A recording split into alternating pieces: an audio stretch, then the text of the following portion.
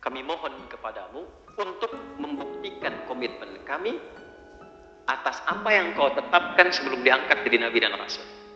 Kami mohon nanti Nabi yang terbaik, yang terhebat, penutup semua Nabi dan Rasul, mohon ya Allah jadikan tempat kelahirannya di dekat rumahmu yang mulia ini. Wab'ats fihim rasulah.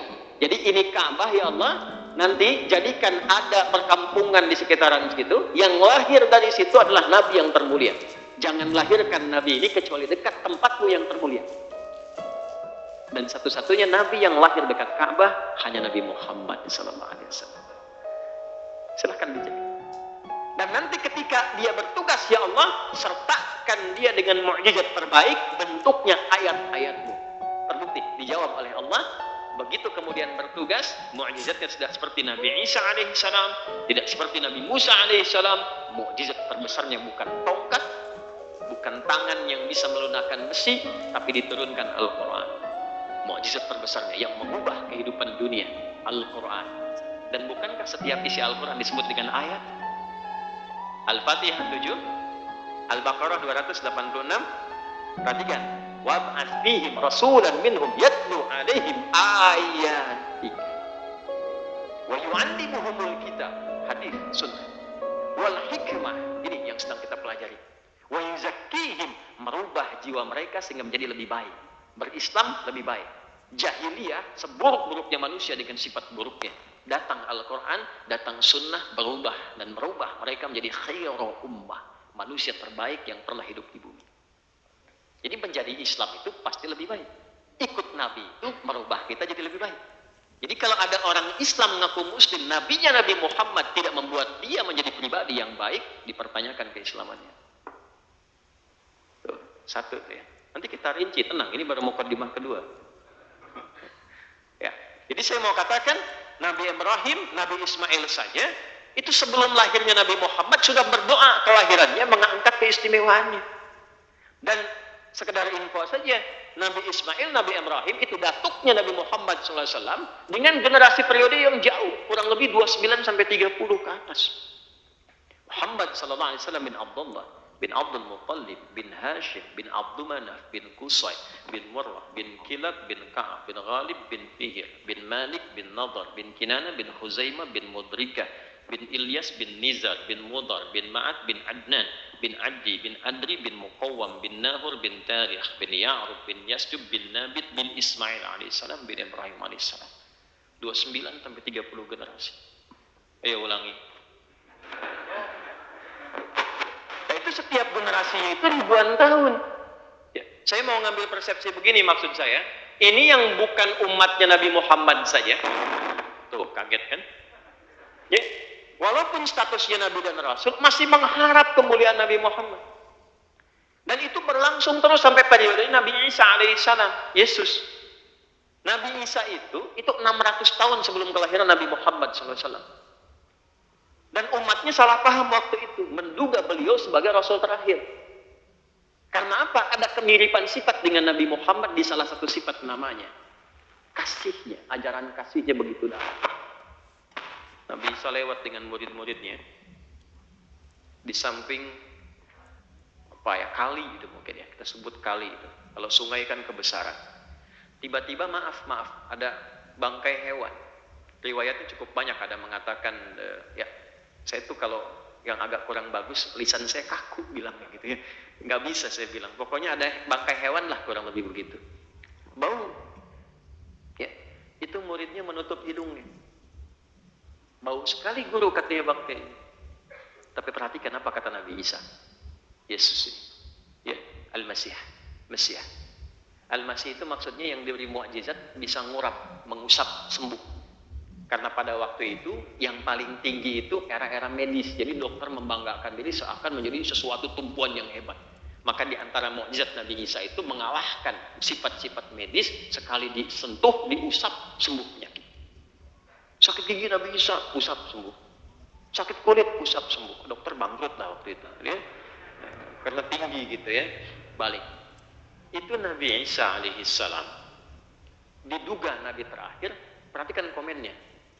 Wah, itu giginya itu bersih sekali katanya. Kata muridnya, kok guru berkata begitu? Perhatikan jawabannya. Karena manusia itu hanya mengungkapkan apa yang ada dalam isi hatinya. Jadi sebetulnya yang membuat seseorang berbuat baik atau buruk itu adalah tentang kontrol hatinya. Bagaimana bisa mengendalikan pikiran dan jiwanya? Bukan karena faktor eksternal. Anda duduk di sini, ada tetangga lewat, tidak nyapa, Anda marah. Yang salah itu bukan tetangganya. Yang salah Anda yang tidak mampu mengendalikan emosi. Mungkin dia buru-buru, kan? Mungkin sedang sakit gigi, bisa terjadi. Tapi kalau kita pahami, oh mungkin buru-buru, jadi akrab lagi. Sombong amat sih, sampai nggak kenal, si amat aja nggak sombong, kan? Nah, itu kan sebetulnya keadaan dirinya saja. Nabi Isa menyimpulkan itu. Ya, maka setelah itu berubah muridnya menjadi lebih baik, ajaran kasih. Dan itu mirip dengan salah satu sifat Nabi terakhir. Nanti saya ungkap di akhir. Maka mereka menduga ini Nabi terakhir. Disampaikanlah saya bukan Nabi terakhir. Nabi terakhir itu punya satu sifat yang gak akan bisa diungguli oleh nabi-nabi yang lainnya. Semua nabi yang bertugas di bumi tidak memiliki sifat ini. Sampai semua yang melekat kepada beliau namanya nama sifat semua. Jadi saya nama zat nih. Ya, Adi misalnya. Di sini misalnya ada Joni, gitu kan? Misal. Joni nama zat. Asep nama zat. Ya, Adi nama zat. Nama zat itu nama untuk membedakan antara satu orang dengan orang lain. Adi yang nengok saya. Joni yang nengok Pak Joni. Tapi jujur, sabar, tawadu, rendah hati itu sifat namanya. Dan sifat menunjukkan kemuliaan yang melekat pada pemiliknya sepanjang itu baik. Nama yang melekat pada nabi-nabi selain Nabi Muhammad SAW itu umumnya nama zat yang membedakan Nabi A dengan yang selanjutnya. Nabi yang terakhir semuanya sifat. Muhammad, Ahmad, Ana Al-Mahi, Ana Al-Kafi, semua sifat untuk menunjukkan kesan bahwa Nabi yang terakhir itu saking sempurna kemuliaannya, semua yang melekat kepadanya bisa diteladani dalam kehidupan. Nah, sifat kasih itu melekat pada nama Muhammad sallallahu alaihi wasallam. Asalnya dari kata Mahmud. Jadi Mahmud itu sifat mulia, sikap moral dan kasih yang pancarannya bisa dirasakan dalam konteks hubungan sosial.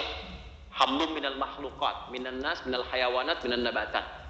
Jadi saya kurang sepakat dengan kalimat hamlum minan nas. Itu baru sedikit, baru satu di antara tiga. Karena kita berinteraksi bukan hanya dengan manusia, dengan hewan, dengan tumbuhan. Pun demikian. Nah itu nama orang kalau disebutkan baik dengan sesama di satu sifat. Misal, si fulan itu jujur, tapi kurang sabaran. Jujur memang. Wah, tapi kalau urusan kupon pengen cepet gitu kan misalnya. Memang jujur gitu. Nah, kupon lagi nih ya. Jangan lupa panitia tuh, catat ya. Dan ingat kuponnya ditukar tuh, bukan jangan pulang bawa kupon, pulang bawa. Ah, itu dia ya. Ulangi lagi, kenapa jadi ke kupon? Jujur tapi kurang sabaran, nah, itu Mahmud. Tapi kalau dia mengakumulasi semua sifat-sifat kebaikan, dia jujur, dia sabar, dia tawadhu, dia tidak cepat marah, dia memaafkan. Itu diakumulasikan semuanya dari Mahmud menjadi bentuk superlatif siwah mubalaghah menjadi Muhammad. Kenapa Nabi mulia ini disebut dengan sifat Muhammad sallallahu alaihi wasallam dan 4 kali disebutkan dalam Al-Qur'an. Quran surah ketiga ayat 144 tadi dibacakan, Quran surah 33 ayat 40, Quran surah 47 dengan namanya ayat kedua, dan Quran surah 48 ayat yang ke-29. 4 kali disebutkan dalam Al-Qur'an. Ya. 4 kali. Untuk memberikan kesan begitu mulia dan istimewa akhlaknya sehingga bisa dirasakan kenikmatan dan rahmatnya oleh semesta alam.